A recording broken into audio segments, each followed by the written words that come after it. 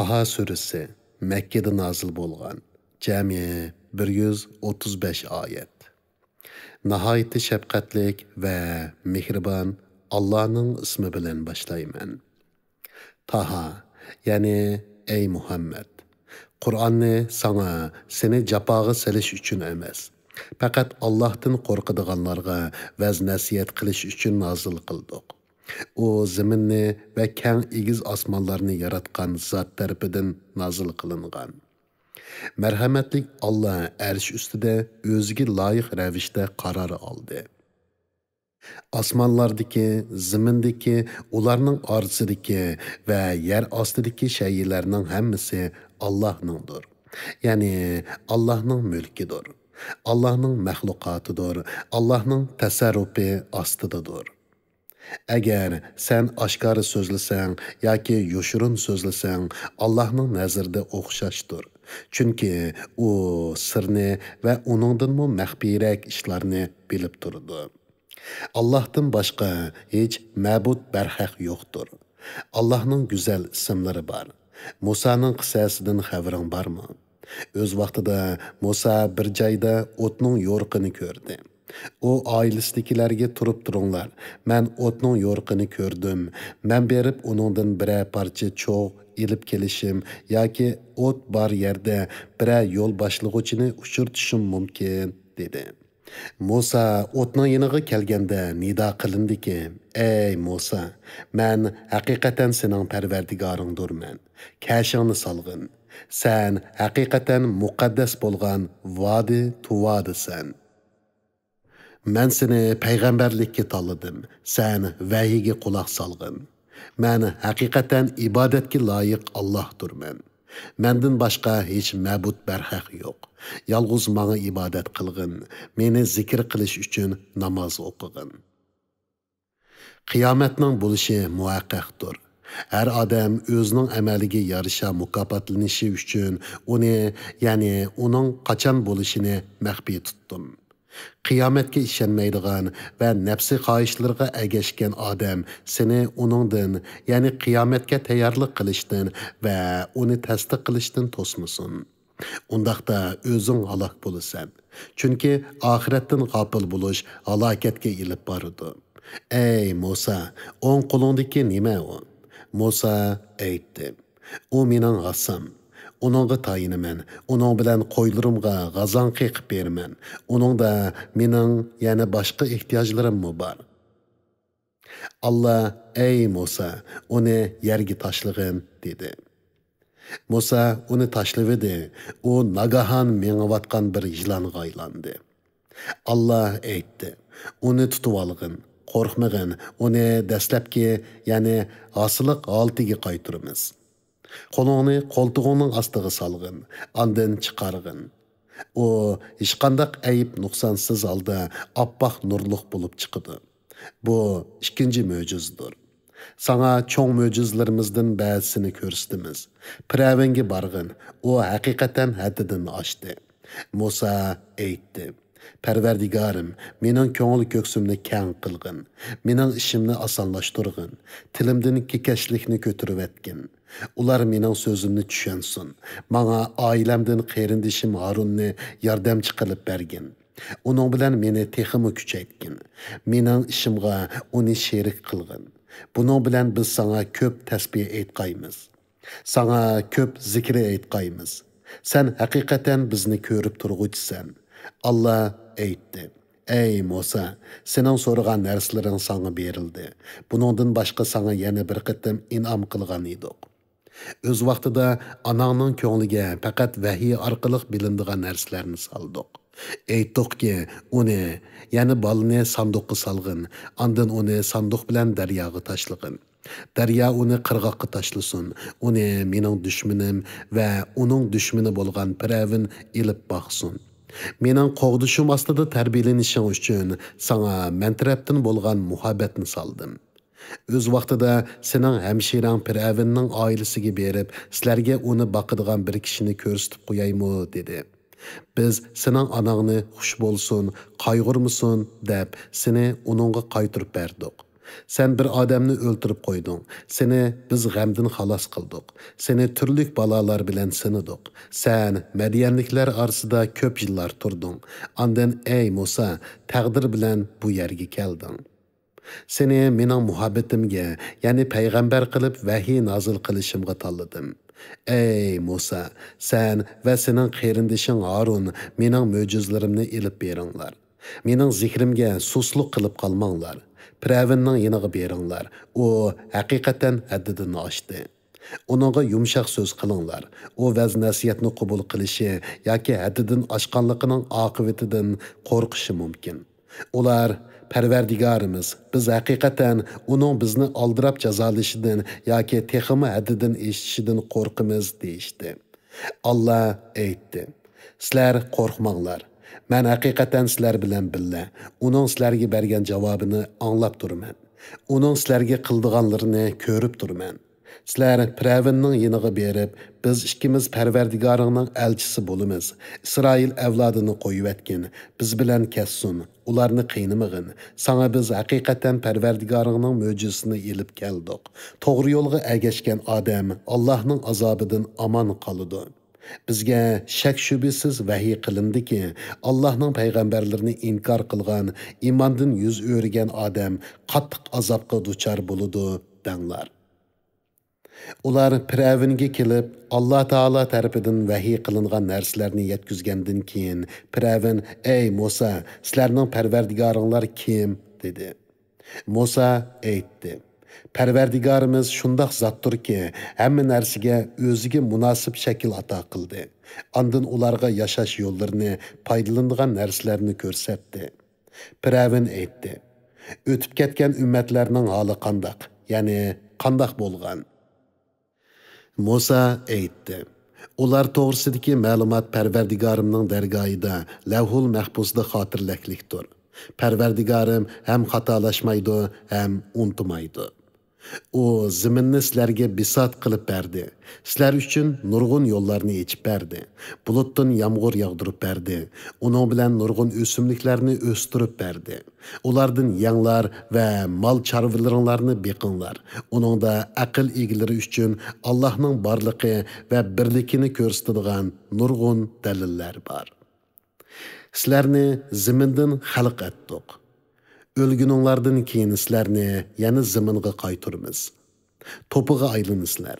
Sizlarni hisob elish uchun yana bir qatam zamindan chiqaramiz. Shak shubisizki, uningga bizning hamma mo'jizalarimizni ko'rsatdik. U inkor qildi va iymon etishdan bosh tortdi. Piravin aytdi: "Ey Musa, sehring bilan bizni zaminimiz Misrdan chiqarib etish uchun keldingmi? Sana biz şununğa o'xshash sehr bilan taqobil turamiz. Sen bizga o'zaro yig'ildigan vaqtni va muayyan joyni belgilab bergin. Senmi, bizmi uningga xiloflik qilmayli." Musa aytdi: "Sizlarga va'da qilingan chaq bayram kuni bo'lib, kishilar chashki vaqtida yig'ilsin." Piravin qaytib ketib, yili mikirni, ya'ni sehrgarlarni to'pladi. Ondan u sehrgarlarni va sehrda ishlanadigan narsalarni ilib, va'dalashgan vaqtda keldi. Musa ularga aytdi: "Sizlarga voy, Allohga yolg'onni chaplamanglar. Ya'ni sehringlar orqali mo'jizalarimga taqobil turishni da'vo qilmanglar. Alloh sizlarni qattiq azob bilan halok qiladi. Allohga bo'xton chaplagan odam mag'lub bo'ladi." Ular o'z ishi, ya'ni Musa va Harunning ishi ustida datalash qilishdi. Qilgan datalishini yushirishdi. Ular aytdi: "Bu ikkisi rostında sehrgar bo'lib, sehr bilan sizlarni zamininglardan chiqarib etmoqchi va to'g'ri dininglarni yo'qotmoqchi bo'ladi. Yilanglarning hammasini jamlanglar, ya'ni bütün chora tadbirlaringlarni bir nuqtaga yig'ib, bir yoqidan bosh chiqaringlar. Ondan qarg'uvchilarga hayvatli ko'rinishi uchun maydonga sap tortib kelinglar. Bugun ustunlik qozongan odam rostınlı maqsadiga erishidi." Ular aytdi: "Ey Musa, asangni sen avval tashlamsan yoki arg'amchi asıllarimizni biz avval tashlamdik?" Musa: "Undaqda sizlar oldida tashlanglar" dedi. Ular tashlagan edi. Nagahan ularning og'amchilari, asillari ularning sehridan, ya'ni sehrning ta'siridan uningga harakatlanib mengayotgandek tuyuldi. Buningdan Musa o'zida qo'rqinch his qildi. Biz uningga aytdikki, qo'rqmag'in, sen cho'qim ustunlik qozinasan. Qo'lingdagini tashlag'in.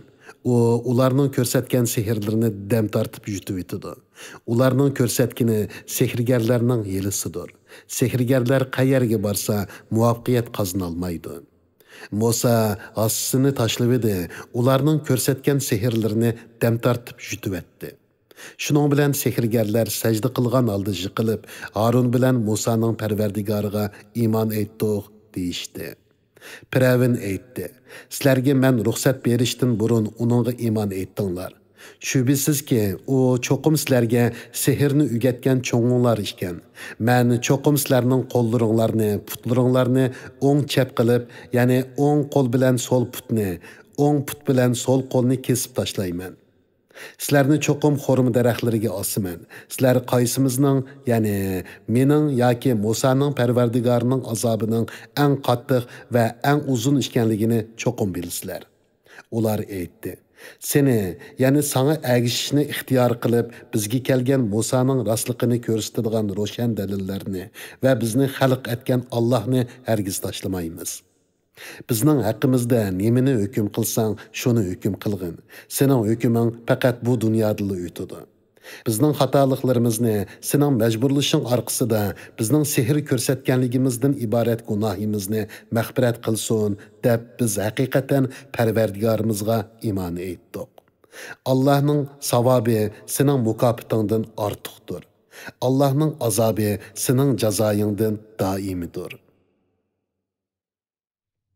Kimki gunohkor holda Allohga muloqot bo'ladi ekan, u do'zaxga kiradi. Do'zaxda u o'lmaydi va obdan yashamaydi. Kimki mo'min bo'lib, yaxshi amallarni qilgan holda Allohga muloqot bo'ladi ekan, u Allohning dargohida yuqori darajalarga erishadi. U darajalar doimiy turalg'u bo'lgan jannatlar bo'lib, ularning ostidan o'stanlar eqib turadi. U yerlarda u mangu qoladi.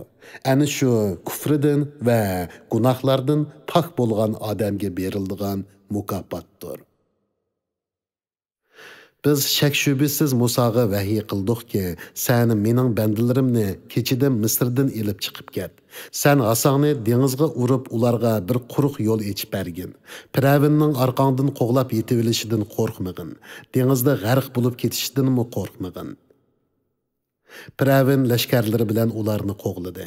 Ularni, ya'ni Piravin bilan uning lashkarini dengizda dahshatlik holat o'rib oldi. Ya'ni ular dengizda g'arq bo'ldi. Piravin o'z qavmini ozdirdi. Ularni to'g'ri yo'lga boshlamadi. Ey İsrail avlodi, sizlarni haqiqatan dushmanlardan qutqizdik. Munojat uchun va Musaga Tavratni nozil qilish uchun sizlarga Tur Sinoning o'ng tarafini va'da qildik. Sizlarga taranjibin bilan bo'dinni tushirib berdik. Aytdikki, biz rizq qilib bergan pok halol narsalardan yenglar. Bu vaqtda chekdan oshmanglar. Unda qilsanglar sizlarga g'azabim nozil bo'ladi. Kimga mening g'azabim nozil bo'ladi ekan, u cho'qim halok bo'ladi. Tavba qilgan, iymon aytgan, yaxshi amallarni qilgan, ondan to'g'ri yo'lda mangan odamni men albatta nihoyatda mag'firat qilg'uchiman. Ey Musa, aldirab Tur Sinoga qavmingdan ilgari kelishingning sababi nima dedik. Musa aytdi: Ular izimni qo'g'lishib kelyotdi. Parvardigorim, seni rozi bo'lsin deb bu yerga aldirab keldim. Allah aytdi: Sendan, ya'ni sen ketgandan keyin qavmingni haqiqatan sinidiq. Ularni Samiri ozdirdi. Musa qavmiga g'azablangan holda xafa qaytdi. U aytdi: Sizlarga Parvardigoringlar chiroyli va'da qilmaganmidi? Sizlar ahdini unutug'idek vaqt shuncha uzun bo'lib ketdimi? Yoki sizlar o'zinglar Parvardigoringlarning g'azabi tushishini iroda qildinglarmi? Shuning uchun sizlarning menga bergan va'danglarga xiloflik qildinglarmi? Ular aytdi: Sana bergan va'daga o'zligimizdan xiloflik qilganimiz yo'q. Lekin biz Firavun qavmining zinnatlaridan nurg'un elib chiqqan edik. Samirning buyrug'i bo'yicha ularni o'tga tashladik. Samirmo o'zi elib chiqqan zibu zinnatlarini tashladi. Samiri eritilgan zibu zinnatlardan ular uchun bir mo'zay haykal yasadi. Uningdan mo'zayning ovoziga o'xshash ovoz chiqatdi. Ular, yani Samiri ve onun təbələri eytdi. Bu sizlərinin ilahinglardır ve Musa'nın ilahidir. Musa ilahını bu yerde unutup qılıb, onu izlep Tursinağı ketdi. O Mozayның ularning so'ziga javob berolmaydiganligini, ularga foyda ziyon yetkazolmaydiganligini ular uqmamdi. Shak shubhisizki Harun ularga Musa qaytib kelishdan burun, ey qavmim, sizlar Mozay bilan qaymoqtirildinglar. Sizlarning parvardigoringlar marhamatlik Allohdir. Manga bo'ysuninglar, Mozayga cho'qinishni tark etish bilan buyruqimga itoat qilinglar dedi. Ular Musa qaytib kelganga qadar uningga cho'qinaveramiz deyishdi. Musa aytdi: Ey Harun, ularning azg'anligini ko'rgan chig'ingda xudolik uchun g'azablanishda menga agishishdan nima to'salg'u bo'ldi? Mening buyruqimga xiloflik qildingmi? Harun aytdi: Ey qarindishim, mening soqilimni va chechimni tortmag'in. Men haqiqatan sening Isroil avlodini bo'lib etibsan, so'zimga diqqat qilmabsan deyishingdan qo'rqdim. Musa aytdi: Ey Samiri, sen nima bo'lding? Yani mundaq yaman ishni qilishingdan g'arizing nima? Samiri aytdi: Men ular ko'rmaganni ko'rdim. Elchi, yani Jibrailning izidan bir changal to'pini oldim-da, uni Mozayga chashdim. Shuning bilan uningdan Mozayning ovoziga o'xshash ovoz chiqdi. Shuningdek buni menga nafsim chiroyli ko'rsatdi. Musa Samiriga aytdi: Sen barg'in, sen umr vayat ko'rganli kishiga menga yaqinlashmanglar degaysan.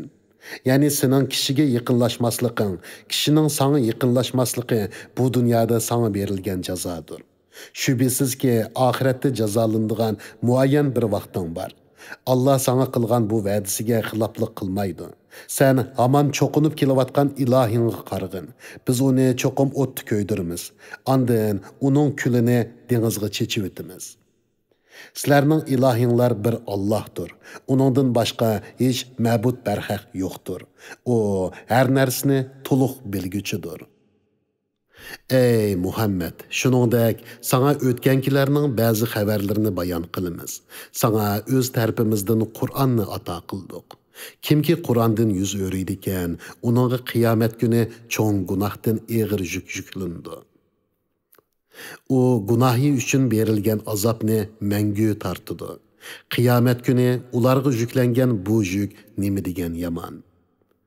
Bu surchilindigan kundir. Bu kunda shakli o'zgargan ko'k ko'zlik, qora yuzlik gunohkorlarni yig'imiz. Qiyomatning dehshatini ko'rib, dunyoda turgan vaqti qisqa bilinganlikdan ular dunyoda faqat 10 kunli turdinglar deyishib pichirlashidi. Ularning deydiganlarini biz obdan bilamiz. Ayni zamanda ularning eng to'g'ri so'zlaydigini sizlar faqat bir kun turdinglar deydi. Ular sendan tog'lar to'g'riliq, ya'ni tog'ning oqibatining qandoq bo'lganligi to'g'riliq so'raydi. Aytqinki, Parvardigorim ularni hukm talqon qilib, ondan shamolni avatib uni so'raydi. Ularni tuzlanglikka aylantirdi. O yerlerde ne çoğunqurluqni, ne igizlikni görmeysen. Bu kunda kişiler Allah'ның mahşergahqa davet qılğuchisiga agishidi. Qing'ir ketmaydi. Marhamatlik Allah'ның ulug'ligi va hayvatidan qo'rqib, barliq ovozlar bisqidi, pichirlashgandan boshqani anglamaysan. Bu kunda marhamatlik Allah izin bergan va so'zdan Allah razı bo'lgan odamning shafoatidan boshqa hech qanday shafoat foyda bermaydi. Allah ularning oldidikini va keyindikini biladi. Ular bo'lsa uni bilmaydi. Gunohkorlar maxluqotni idora qilib turguchi mangu hayot Allohga egiladi. Allohga sherik keltirganlar shaksiz ziyon tortadi. Mömin turib yaxshi amallarni qilganlar yomonliklarining eshib ketishidan va yaxshiliklarining kemiyib ketishidan qo'rqmaydi. Ularning taqvodor bo'lishlari uchun yoki ularni vaz-nasiyatga ega qilish uchun sana arabcha Qur'onni nozil qildik va uningda turli ogohlantirishlarni bayon qildik. Allah zoti sifati jihatda butun maxluqotdan ustundir. Haq podshohdir. Ey Muhammed, sana Qur'onning vahiysi tamomlanishdan burun o'qishga aldirab ketmagin. Ya'ni Jibrayil sana Qur'onni o'qib berayotganda billa o'qishga aldirab ketmay, u tilovatidan forig' bo'lg'icha tinglab turg'in. Ey Parvardigorim, ilmimni ziyoda qilg'in degin. Biz ilgari odamga daraxtning mevasini yemaslikni tavsiya qildik. U bu tavsiyani yodidan chiqardi. Uningda hech qanday chin iroda ko'rmadik. O'z vaqtida biz farishtalarga, odamga, ya'ni Odam alayhissalomga sajda qilinglar dedik. Iblisdan boshqasi sajda qildi. U sajda qilishdan bosh tortdi. Biz dedik: Ey Odam, bu haqiqatan sening dushmaningdir, xotiningning dushmanidir. U sizlar ikkinglarning jannatdan chiqib ketishinglarga sababchi bo'lib qolmasin. U chaqda sizlar jafo mushaqqatda qolasizlar. Jannatda sen haqiqatan och qolmaysan va yalang'och qolmaysan. Hamda uningda haqiqatan usab ketmaysan, isib ketmaysan. Shayton uningga vasvas qilib: Ey odam, sana men yegan odam o'lmaydigan daraxtni va zavol topmas podshohlikni ko'rsatib qo'yaymi dedi. Ular u daraxtning mevasini yedi. Shuning bilan ularning avratlari ichilib qoldi. Ular jannat daraxtlarining yo'pirmoqlari bilan satri avrat qilishga kirishdi. Odam Parvardigorning amriga xiloflik qildi. Shuning bilan u ozdi. Ondan Parvardigori uni tanladi. Uning tavbasini qabul qildi va uni hidoyat qildi. Allah aytdi: Sizlar hammanglar jannatdan bir-biringlarga dushman bo'lgan holda tushinglar. Agar sizlarga mening tarafimdan hidoyat kelsa, kimki mening hidoyatimga agashsa, u ozmaydi va oxiratda shaqi bo'lmaydi. Kimki mening zikrimdan yuz o'raydi ekan, uning hayoti tor, ya'ni xotirjamsiz bo'ladi. Qiyomat kuni uni biz ko'r qopiramiz. U: Ey Parvardigorim, nemishqa meni ko'r qopirding? Vaholanki dunyodagi chog'da mening ko'zim ko'ratdi-ku, deydi. Allah aytdi: Shuningdek sana ro'shan oyatlarimiz keldi. Sen ularni tark etding. Sen bugun shuningga o'xshash tark etilsan. Haddidan oshgan va Parvardigorning oyatlariga iymon etmaganlarga shuningga o'xshash jazo beramiz. Oxiratning azobi texmi qattiqdir, texmi boqiydir. Ulardan ilgari o'tgan payg'ambarlarni inkor qilgan nurg'un ummatlarni halok qilganligimizni ular uqmamdi. Ular shu ummatlarning makonlarida mengib yuridi. Aql egalari uchun uningda haqiqatan nurg'un ibratlar bor. Agar Parvardigoringning azobni ulardan kechiktirishga qilayotgan hukmi va oldinala belgilab qo'ygan vaqti bo'lmasa edi, u chaqda ularning halok bo'lishi cho'qim edi. Ularning so'zlariga sabr qilgin. Mamnun bo'lishing uchun kun chiqishdan ilgari, kun petishdan burun, kech vaqtlarda va kunduzning dastlabki va oxirgi vaqtlarda Parvardigoringga tasbih aytqin. Ya'ni namoz o'qigin va hamd aytqin. Biz kuffarlardan turli jamoani bahramand qilgan dunyoning ne'matlari va zibu zinnatlariga ko'z solmag'in. Buning bilan ularni sinaymiz. Parvardigoringning rizqi, ya'ni savobi bu fani ne'matdan yaxshidir va eng boqiydir. Ey Muhammad, oilangdagilarni va ummatingni namozga buyurgin. O'zingmi uni ado qilishga chidamliq bo'lgin. Sendan biz rizq talab qilmaymiz. Sana biz rizq beramiz. Yaxshi oqibat faqat taqvodorlarga xosdir. Ular, ya'ni mushriklar, Muhammad Parvardigori tarafidan bizga bir mo'jiza keltirsichi deydi. Ularga burunqi ummatlarning xabarlarini o'z ichiga olgan Qur'on kelmadimi? Agar biz ularni uningdan, ya'ni Muhammad alayhissalomni avatishdan ilgari halok qilgan bo'lsak, ular cho'qim: "Nemishqa bizga bir payg'ambar avatmading? Biz xor va rasvo bo'lishdan ilgari sening oyatlaringga agishatdik" deydi. Aytqinki, hamma sizlarning va bizning ishlarimizning oqibatini kutmoqda. Sizlarmi kutinglar.